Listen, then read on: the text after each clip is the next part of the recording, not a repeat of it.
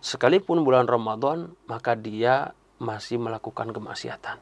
Berarti kan hadis di sini kurang relevan saat dibilang. Artinya Ya temannya ngajak nggak puasa ya berarti juga setan. setan. Setan lu gitu. Iya. Kaplak. Gitu.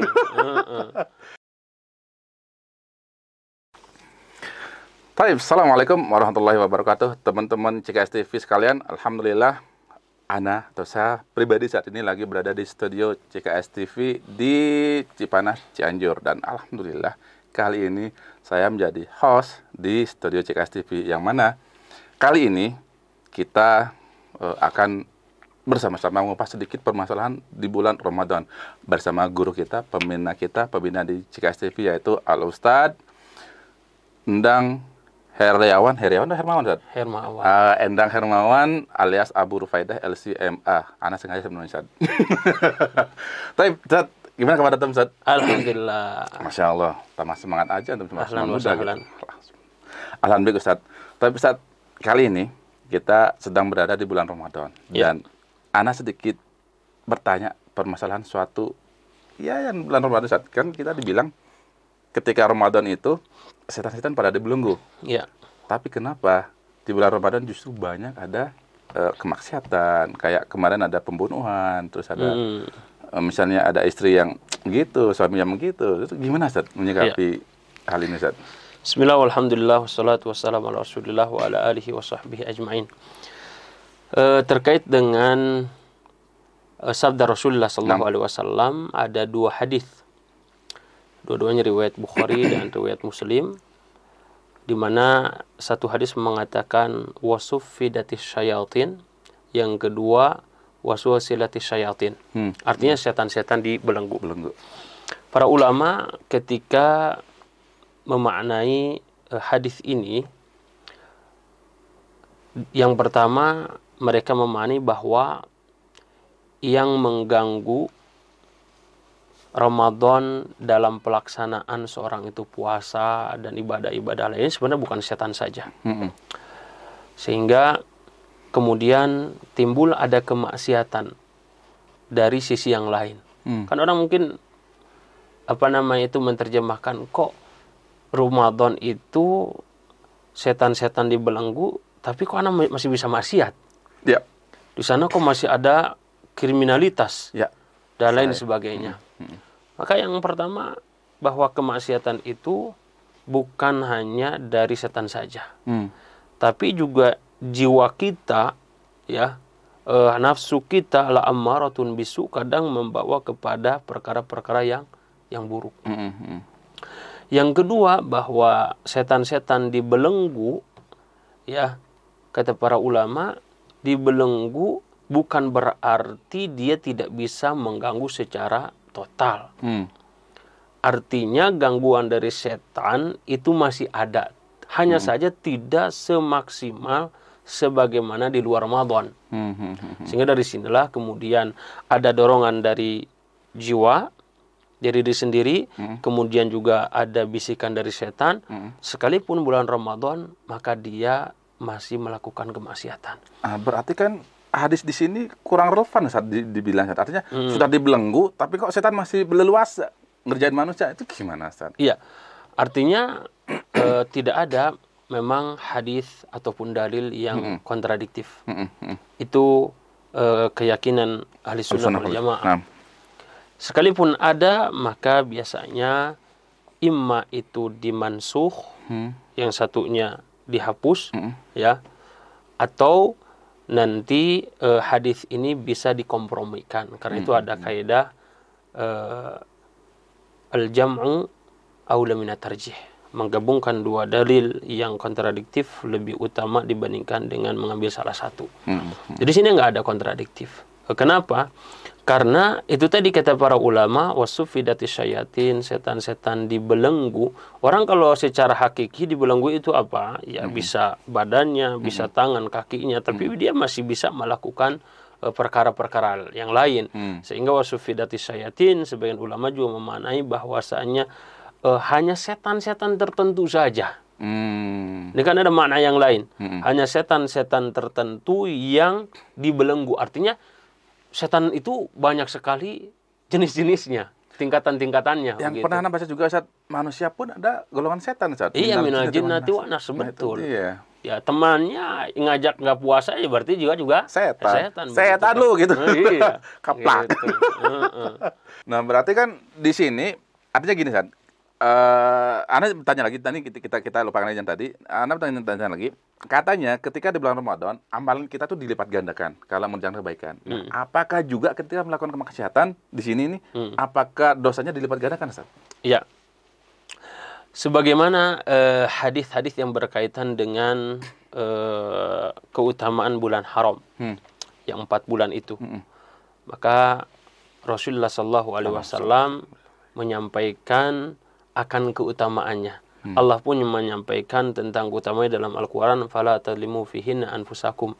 Jangan kalian menzalimi diri-diri kalian. Kenapa? Karena ini bulan haram. Para ulama memaknai bahwa fala tadlimu fihinna anfusakum, janganlah kalian menzalimi diri-diri kalian di bulan haram, karena melakukan dosa di bulan haram lebih berbahaya ya dibandingkan bulan-bulan yang lain, artinya dilipat gandakan. Demikian juga mafhum mukhalafahnya, ketika amalan-amalan kebaikan itu dilipat gandakan, demikian juga melakukan keburukan. Ya, artinya secara fasilitas untuk melakukan amalan kebaikan ini kan terbuka sekali. Futihat abwabul jannah, dibukakan pintu-pintu surga. Wa ghulliqat abwabun nar, ditutup pintu-pintu neraka. Usufidatis syayatin, setan-setan dibelenggu. Artinya sarana-sarana untuk melakukan ketaatan ini terbuka sekali dia. Lantas ketika sarana itu dimudahkan, kok masih melakukan maksiat? Artinya tentunya ini sangat disayangkan sekali.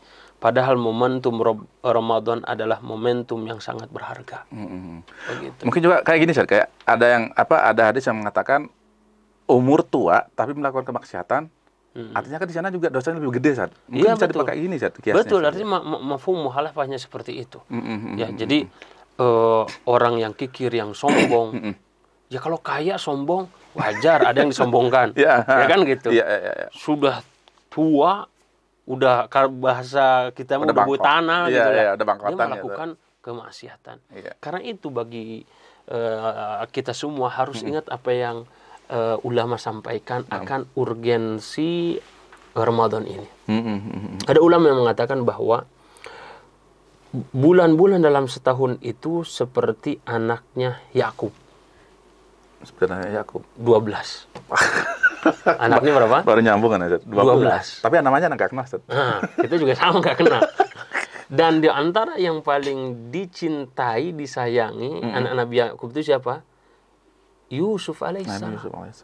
Sama bulan-bulan Hijriyah setahun itu yang paling dicintai ada bulan Ramadan.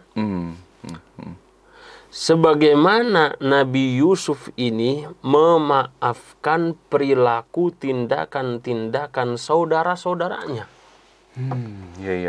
Menghardik, ya, mencaci, menghasut sampai dibuang. Mereka 11 ini, atau 10 lah, melakukan kezaliman, ya, melakukan penganiayaan, melakukan dosa dan maksiat kepada Yusuf alaihissalam. Artinya sama, ketika kita 11 bulan lamanya kita melakukan dosa dan maksiat, ini Ramadan lah. Urgensinya sebagaimana posisi Nabi Yusuf alaihissalam di matanya Yakub. Artinya mestinya perlakuan kita nih, pelaku dosa, seperti apa yang ada pada saudara-saudara Yusuf alaihissalam. Mereka datang kepada Nabi Yusuf. Mereka meminta, mereka memohon. Dan Nabi Yusuf sebagaimana dikisahkan dalam Al-Quran, la yathriba alaikumul yawm yaghfirallahu lakum. Kata Nabi Yusuf, tidak ada permusuhan lagi, tidak ada cercaan lagi. Allah sudah mengampuni kalian. Sama seperti Ramadan juga. Ramadan itu hadis-hadisnya inti poinnya ampunan, Bang. Man qoma ramadhana imanan wa ihtisaban ghufira lahu ma taqaddama min dhanbi. Man qoma, sekarang salat tarawihnya, Ramadhana imanan wa ihtisaban ghufira lahu ma taqaddama min dhanbi. Insyaallah. Artinya ini bulan ampunan loh. Nah, Ustaz, ini kan di bulan ampunan nih, Ustaz. Terus ada hadis lagi, Ustaz, mengatakan sungguh merugi, Ustaz. Iya. Ya kan ya. Artinya di sini kan ada orang-orang yang nggak memanfaatin bulan Ramadan sebagai bulan ampunan. Betul. Itu bagian dari setan lagi, Ustaz. Iya, artinya kan dalam dirinya atau dianya setan juga kan. Ya kan dari golongan jin dan manusia iya, kan. Iya.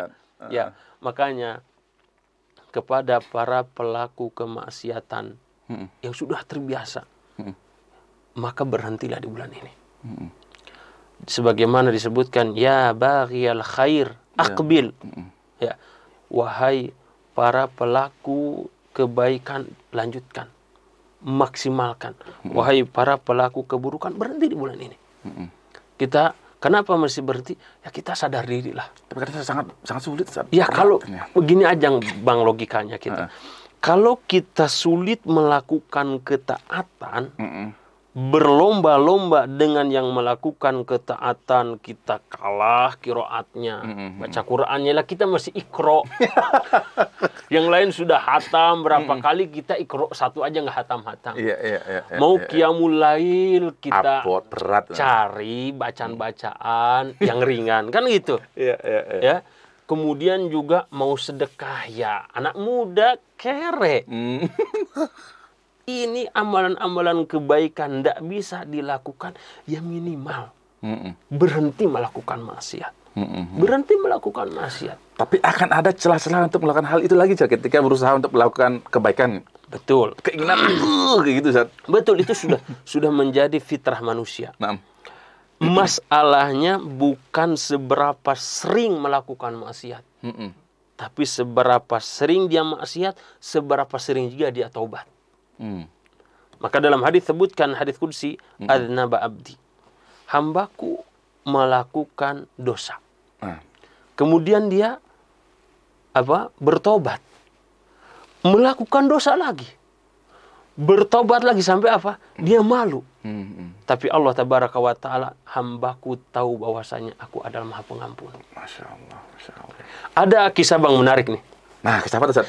Cuman kisahnya Israiliyat ini. Israiliyat. Tapi kan bisa dipakai, Ustaz? Iya, Israiliyat itu sebagaimana yang disebutkan oleh para ulama, bisa diterima, bisa ditolak. Tapi dalam hadis tersebut, hadithu Israiliyat lah artinya ya. Wala haraj. Ya, diceritakan saja. Itu hanya sebatas ibrah saja. Kita ingin momentum Ramadan ini masalah ampunannya, Bang. Jadi Nabi Musa ditegur oleh Allah tabaraka wa ta'ala. Karena mukul orang, Ustaz? Bukan mukul orang. Ditegur ya karena mereka hendak melaksanakan sholat istisqa. Ya, minta hujan. Tapi Allah tabaraka wa ta'ala tidak mau menurunkan. Kenapa? Karena ada salah satu dari umatnya Nabi Musa yang melakukan maksiat 40 tahun. 40 tahun? Iya. Jadi Allah akan mengampuni, tapi suruh keluar orang yang melakukan maksiat 40 tahun ini. Coba bayangkan kalau 40 hari, 40 tahun. 40 tahun. 40 tahun. 40 tahun. Ya Allah. Jadi wahai Musa, kalau kamu mau diturunkan hujan, suruh kaummu yang melakukan maksiat 40 tahun itu keluar. Coba bayangkan dalam situasi seperti itu, ya, maka Nabi Musa menyampaikan kepada kaumnya, siapa di antara kalian yang maksiat sehingga tertahan hujan kepada kita? Maka orang yang melakukan maksiat itu merasa diri terpukul, malu dia. Aduh, kalau saya keluar saat ini, selama ini saya tutupi, rapat-rapat kemudian akan kebanyakan orang tahu. Ya. Ternyata yang menyebabkan hujan ini tidak turun adalah saya. Dalam kondisi seperti itu, maka dia berdoa. Berdoa dia, ya Rabb, sesungguhnya selama ini aku melakukan maksiat, dan selama itu pula aku merasa aman karena engkau menutupi. Sekarang engkau akan buka, maka betapa malunya aku. Maka aku memohon kepadamu ampunan. Ketika ia dalam kondisi sungguh-sungguh, ya namanya juga dalam kepepet orang kan, juga akan khusyuk, akan merendahkan diri. Di saat itulah Allah mengampuni. Aku ampuni, kata Allah tabaraka wa ta'ala. Diampuni, kemudian Allah Ta'ala menurunkan hujan. Nabi Musa kemudian bertanya, wahai Rabb, kalau boleh tahu istilahnya, siapa orang ini? Ya kan? Nabi Musa penasaran. Dia melakukan maksiat, tapi Allah mengampuninya. Berarti ini orang bukan sembarangan. Dia bisa bermain dengan doanya. Dia bisa memainkan dengan maksiatnya agar diampuni oleh Allah Tabaraka wa Ta'ala. Maka Allah mengatakan kepada Nabi Musa, ya Musa, tidak mungkin selama 40 tahun aku tutup rapat aibnya, dan dia kemudian sudah memohon ampunan, lantas aku buka kepadamu. Ini pun di sini ada ibrah saja. Ibrahnya luar biasa. Kita jangan kepo terhadap urusan orang lain. Kita tidak perlu kepo urusan orang lain. Kita fokus dengan diri. Tidak ada anak Adam yang bersih, yang tanpa dosa dan maksiat. Anak pun banyak melakukan dosa. Mudah-mudahan Allah ampuni kita semua dan teman-teman juga. Ya Allah. Kita semua punya dosa. Tapi di sini poin pentingnya adalah itu tadi, sebagaimana yang sering kita sampaikan, apa yang dikatakan oleh Imam Ibnu Rajab Al-Hambali. Jika kita terkalahkan, tersaingi dalam melakukan ketaatan oleh orang-orang soleh, kita ini jangan kalah setar dalam bertobat oleh para pelaku maksiat. Itu bang masalahnya. Itu yang jadi poinnya kita. Kita ini sudah 11 bulan melakukan maksiat. Loh, Ramadan juga masih maksiat. Nemen. Lah kalau bahasa Arabnya mukhfen. Kalau bahasa Jawa mah ndasmu. Gak punya otak. Gak punya otak. Ya, tapi taruhlah kita tadi melakukan maksiat. Segera bertobat kepada Allah Tabaraka. Di bulan ampunan ini. Di bulan ampunan ini. Yang penuh maghfirah. Ada ayat-ayat yang menjadi penghibur. Penghibur bagi pelaku-pelaku maksiat. Apa dasar? Disebutkan di dalam Al-Quran, innallaha yuhibbus sabirin. Allah mencintai orang-orang yang sabar. Yuhibbu muttaqin. Mencintai orang-orang yang sabar. Tapi kalau kita renungkan sekarang, innallaha wallahu yuhibbul sabirin. Allah mencintai orang sabar. Pertanyaannya, kita ini udah jadi orang sabar belum? Ya. Batasannya seperti apa, San? Sabar. Itu dia. Lah, baru dijailin sama orang aja kita udah. Makanya udah. Iya. Ya artinya kita pesimis lah jadi orang sabar lah. Walaupun pahalanya innama yuwaffas sabiruna ajruhum bighairi hisab. Coba lihat yang kedua, yuhibbul muttaqin. Aduh, yuhibbul muttaqin, takwa. Ya. Puasa supaya jadi orang takwa. Tadi kita banyak maksiat. Iya. Innallaha yuhibbul muqsitin. Allah pun cinta terhadap orang-orang yang bersikap adil. Kita adil bagaimana? Susah. Terhadap diri sendiri aja kita nggak bersikap adil. Sahih. Ya kan gitu. Allah juga yuhibbul mutawakkilin. Orang-orang yang tawakal. Sulit jadi orang tawakal itu. Karena itu pantas di antara 70.000 golongan 70.000 orang yang masuk surga tanpa hisab dan azab itu siapa? Orang yang tawakal. Berat ini. Tapi ada satu. Apa? Innallaha yuhibbut tawabin wa yuhibbul mutatahhirin. Sesungguhnya Allah mencintai orang-orang yang taubat. Lagi mau membersihkan diri. Artinya dia tahu dirinya berdosa dan dia terus berusaha untuk membersihkan diri gitu. Membersihkan diri. Karena manusia dilihat di akhirnya bukan di awalnya. Oh iya, al-ibratu bil khawatim. Orang itu dilihat dari akhirnya. Iya. Kalau di awal pendaftaran saja. Kalau awal pendaftaran benar. Nah, ini ya kalau melakukan dosa maksiat, mau remaja, mau kakek-kakek, mau engkong-engkong, sama semuanya. Ana tadi tergelitik dengan ayat yang Anda bawakan, Ustaz. Innan nafsa la'ammaratun bisu'. Iya. Artinya jiwa manusianya ini mengajak kepada kejelekan, itu saja. Artinya kan selama berhari-harinya manusia itu ingin melakukan kemaksiatan. Dan ada aturan agama yang di sini yang membatasi mereka gitu kan Ustaz. Nah, kita ngebandingin nih dengan diri kita sendiri. Mungkin ya kalau kita mungkin kalau nggak Allah tutupin dosa kita, mungkin udah banyak melakukan yang apa dilihat oleh manusia gitu saja. Di bulan ini sikap apa yang harus kita lakukan untuk ini Ustaz? Apa balik jadi terus berusaha jadi ya terus harus mujahadah. Harus kita bersungguh-sungguh. Karena bukti orang diampuni oleh Allah Tabaraka wa Ta'ala dosa-dosanya. Itu dia serius, sungguh-sungguh. Dia merintih, dia menyesali. Sebagaimana disebutkan Imam Nawawi dalam Riyadhus Shalihin. An-nadam. Dia udah nyesel, jatuh lagi. Kan itu tabiat manusia. Betul. Dia juga al-iqla' artinya tidak lagi melakukan. Tapi melakukan lagi. Ya, mungkin teman-teman banyak melakukan seperti mungkin saya juga lah. Iya. Makanya hadis Rasulnya itu kullu bani Adam khata'. Setiap manusia melakukan khata' artinya sigah mubalagh, artinya terus-menerus dia melakukan kemaksiatan. Ya kan? Wa khairu khata'in at-tawwabun. Berarti kan sinkron antara hadis ini dengan ayat tadi. Ayat-ayat tadi. Artinya gitu juga, ketika manusia ingin melakukan kebaikan, justru nafsu ini ngajak, kayak ada bentrok gitu, Ustaz. Betul, karena itulah bedanya manusia dengan malaikat.